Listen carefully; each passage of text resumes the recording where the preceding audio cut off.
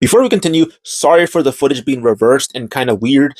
I tried to go through the copyright system a lot, but they kept blocking me, so I had to find a new method. I apologize. It doesn't really make sense because they didn't do anything for the first movie, so I don't understand why they are doing it for the second movie, but this is what I had to do. Sorry. This movie had so much potential, but was it good enough to be fantastic? Let's talk about that. And today, I'll talk about Fantastic Four, Rise of the Silver Surfer. Oh my god, it's been a while since I talked about the original movie, and I wasn't even sure if I was going to talk about the sequel at all. Not because I didn't enjoy it or I just didn't want to, it's because I didn't know what to say, to be honest. I've already explained so much of what I thought about each character and how they were portrayed in the last film, so I wasn't sure if I was even going to do that for this one. But ever since the new Fantastic Four trailer came out with their Silver Surfer, I was like, you know what? Let's go back to the original and talk about this version. Now, is it as good as the first movie? In my opinion, it is not. There's a lot of reasons why, but it doesn't mean there isn't a lot of things that I find fun. And a lot of things that get really memeified, to be honest. Like, the cast is still very solid, except Jessica Alba, and I'll explain that in a little bit. Like, Ioan Gruffudd as Reed Richards is still really good in the role they gave him. Of course, this is not the Reed Richards that we know. I've explained that before. But I really like his charm they gave him, and that they kind of more enhanced him in this version, that he is more nerdy, he is more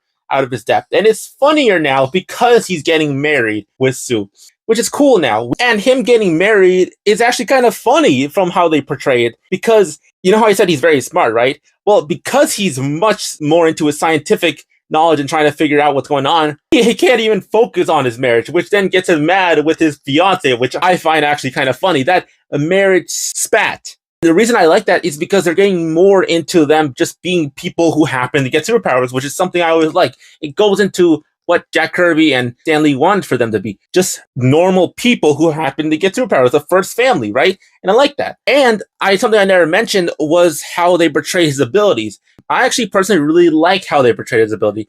I know a lot of people probably don't. They say it's dated, it doesn't look right, but be honest, how are you supposed to make stretchy powers look right? I don't even think they're able to do that now, even what we got in the Fantastic Four trailer. But I really like what they did here. I love when it was his bachelorette party, how the way he was dancing, that was fun. I really liked how he basically uses stretchy powers to get his luggage on a plane. That was just funny. I really liked how they used it. They had fun with it. And I even liked it in the last film. I just never really mentioned it for some reason. Now that leads me into Jessica Alba again. You know how I said that there wasn't really much to find about the character they did with her? I feel like they did it worse here. And it's actually kind of confirmed. Jessica Alba, I feel, was done dirtiest in this film. And what's sad is I found out she actually really wanted to play this character and really wanted to bring it justice. The problem was how they directed her. Throughout this film, she felt very bland and boring and, not interesting at all. And it felt like she couldn't act, right? Well, it's not because she wanted to, because it turns out she actually really wanted to get the character right. But the directors kept saying, oh no, we just need you to be a pretty face. We need you to just be eye candy.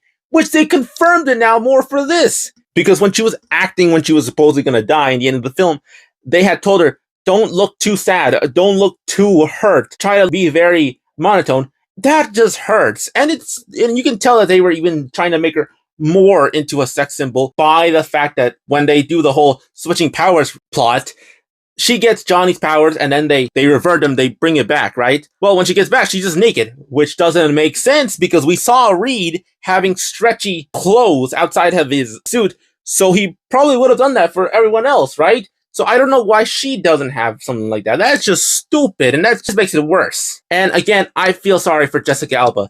They were just trying to make her the woman of group, and I feel like that's just sad. They could have done so much more. Now, to be a little positive, this movie did introduce me to the fact that the Invisible Woman is the strongest out of the four, with her comment saying that she can put a force field inside someone's body and make it burst. But then they ruined it by her always having a nosebleed, which I never understood, to be honest. Now, how do I feel about the other two? Well, honestly, I think they actually did them really well, especially these two. I feel like they really understood the characters they were being, especially Michael Chiklis as the Thing.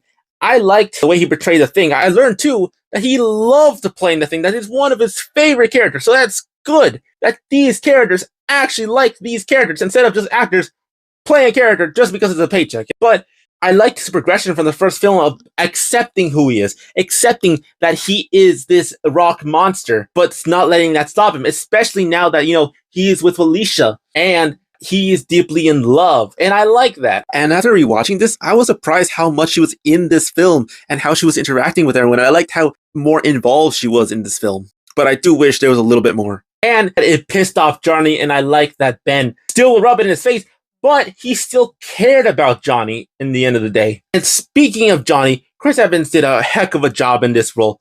You know how I said that they didn't really make him really mature in the last film? Well, they took that lesson and said, you know what? Let's make an entire film about that, because yes, this movie says Rise of the Silver Surfer, but this movie is mostly for Johnny about maturing, because with him trying to mature, telling Reed that, he wants to be seen as an adult by being called John. And I was like, well, no one takes him serious. And I like that.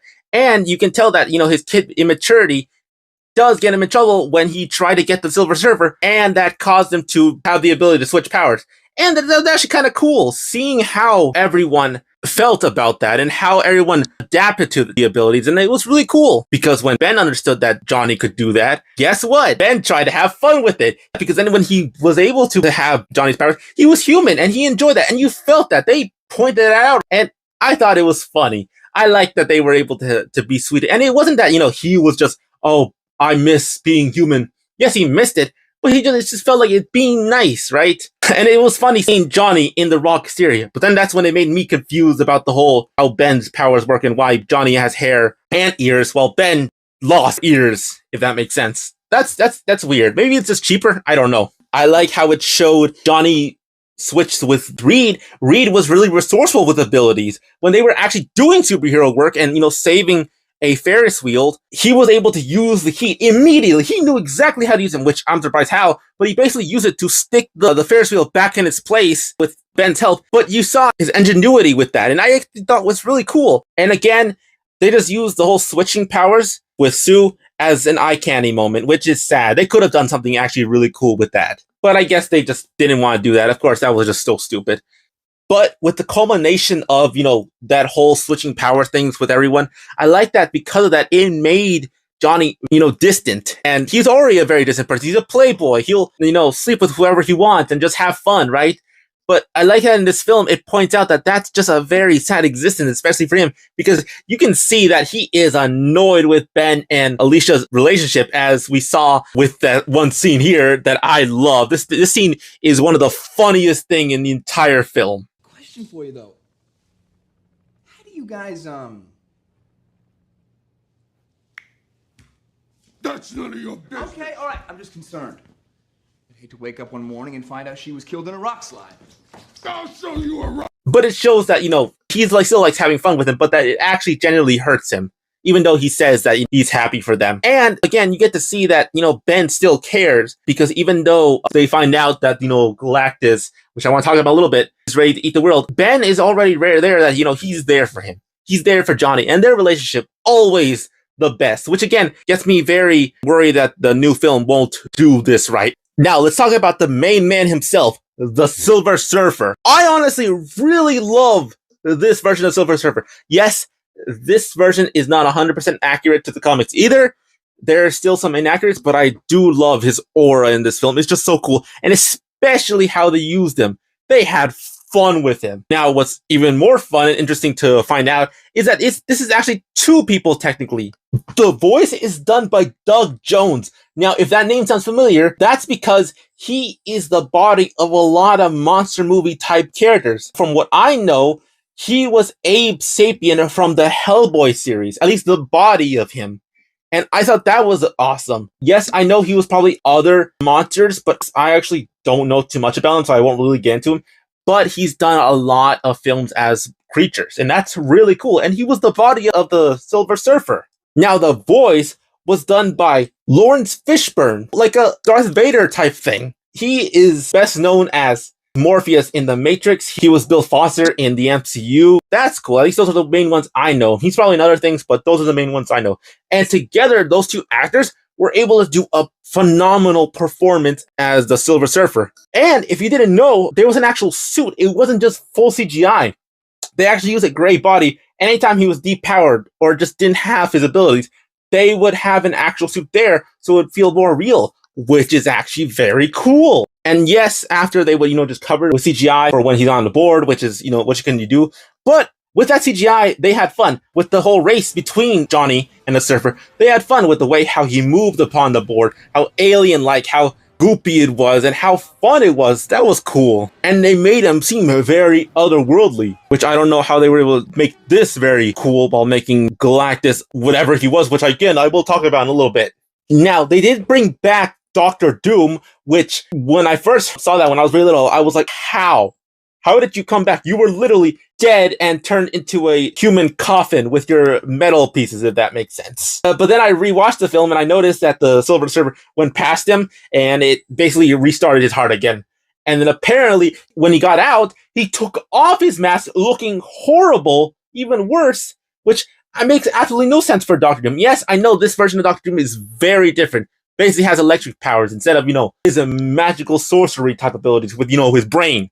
Which they kind of do here in like the most weird way possible with the Silver Surfer's board, which I found interesting. But apparently he was contracted by the government to track the Surfer because the Surfer basically fixed them somehow, which I still find so stupid. I'm pretty sure the Silver Surfer can't, just make you look pretty again so they can have the actor's face and, do what they normally do, right? Which I never really liked how they do that. But that makes me kind of, just like not really care for this Doctor Doom impression. And in speaking of not liking Doctor Doom's coming back, I did not like what they did with Doctor Doom's costume here. The costume they gave him was worse than the first one. Yes, the first one wasn't as 100% accurate, but it felt the most like Doctor Doom. It was green. He had the hood. He had the green on the chest too. But here, no, he has a black hood. Nothing here at all. More in line with the Ultimate comics. And the only saving grace is when he used the Surfer's board, it did give him the Surfer's abilities, which made him look like magic, which was more in line to the comic version of Doctor Doom, which is appreciated, but why did it take him having to use the board to do that? And something I almost forgot to mention is that when he was locked up, he was in Latveria, so that was nice, in a castle, but they never did anything with that. Again, this was like one of the worst interpretations of Doctor Doom. Actually, the other one is... never mind about that. But I do appreciate the actor for everything he did. I actually started watching a lot more stuff from the actor, so that's good. I will put the actor's name here because I keep forgetting it. I apologize. Someone that I didn't really expect to really like here was the General. But honestly, when I rewatched the film, I actually really liked his performance, and also rest in peace to the actual actor who died a few years ago. But he actually did a really good job of being the foil to Reed. Him being too arrogant to understand anything Reed's doing, but also needing Reed. And I liked their banter between each other. Yeah, there wasn't as much, but I liked his very stern attitude about everything. And when he's, pushed into his place by Reed, which I love this clip in the first place. I'm the quarterback. You're on my team. Got it? But I guess you never played football in high school. Did you, Richards? No, you're right. I didn't. I stayed in and studied like a good little nerd.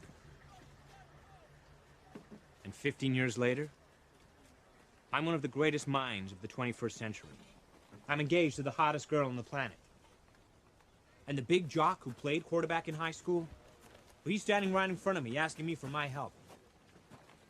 And I say he's not gonna get a damn thing unless he does exactly what I tell him and starts treating my friends and me with some respect.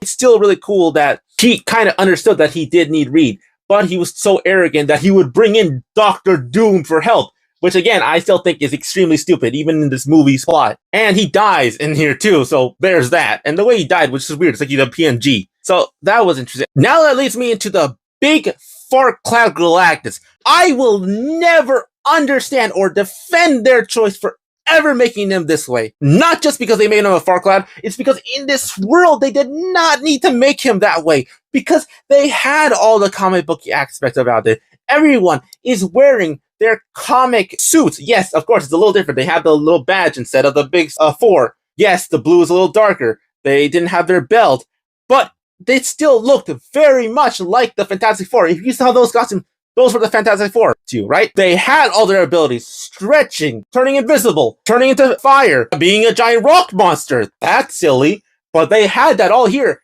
and they didn't treat it as stupid. That was their reality.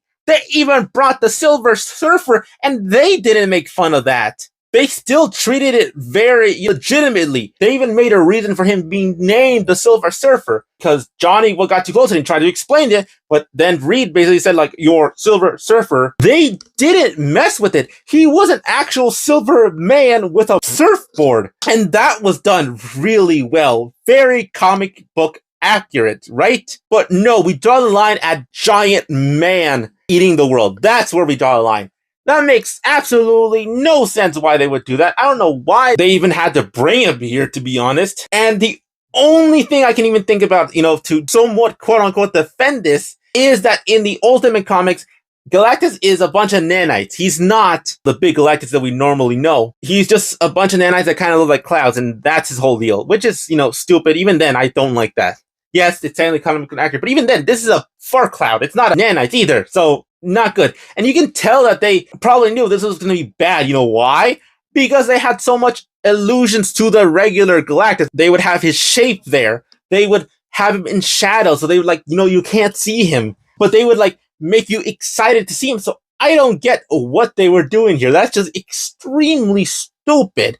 I will never understand. And that's why this movie, I feel, isn't as good as the last one. Yes, there isn't as much of the comic bookiness in the first film, but they had fun with it. It felt very homegrown, if that makes sense. This one felt like a little more of a blockbuster hit, if that makes sense. It's a little darker. The gradient of the film is a little more blue, as they started doing later on, which I never understood. But that makes me very glad that in the new movie, they're just embracing the comic bookiness by making Galactus very big and very much comic book accurate. You don't have to explain that. He's just a big alien monster ready to devour the world. And it's probably going to be very sad. So even though this is bad and will never be good and never make any sense, even to my child mind as a kid who didn't really understand who Galactus was, I'm glad that it got us to have a Galactus in the new film to be comic accurate. And with the new CGI models probably looking a lot better than they could have at this time. So I don't know. Thank you, Fantastic Four: Rise of the Silver Surfer, for having a bad Galactus, so our new Fantastic Four movie will have a great Galactus. Good job. Now, there's some small stuff I almost didn't mention, so I just put them in the end of this video, that I actually really like the whole Johnny learning to grow up from this whole switching powers things. And at the end, he basically has all their powers, even though that doesn't really make any sense. But it's cool that, he was able to get all their powers and basically be the only real homage to the Super Skrull, who technically usually has all of the Fantastic Four's abilities. So there's that. And I loved how he used it. They had fun with that. And we know that this is probably the only time we'll ever see the Fantastic Four's powers combined in any way, because we know we will never see the Super Skrull done in the MCU, though, at least the way they did here, because of what they did in Secret Wars. And I'm glad that at least we got this here. And to me, I think the graphics still hold up. To me. So it could be nostalgia, but that's just me. But those are my thoughts on Fantastic Four: Rise of the Silver Surfer. What did you think? Did you like this movie better than the first one? Or did you not like it as much as the first one? I really like to know your opinion. What did you think about the fact that the Silver Surfer was here? And yes, I know that the new movie, they're having a female version of Silver Surfer, but that is not Norrin Rad. That is his wife. That is a what if she got recruited instead of Norrin Rad here. So I am completely fine with that. But again, what are your thoughts on the Silver Surfer himself? What do you think about the work of Doug Jones and Lawrence Fishburne together being one character? Did you like the little Darth Vader type thing they had there? I'd really like to know your opinions. And what did you think about the big fart Galactus they had there? Please let me know all your thoughts in the comments down below. But if there's nothing else, this has been Doing My. I hope everyone stays nerdy, and I hope everyone has a good rest of your day. Bye!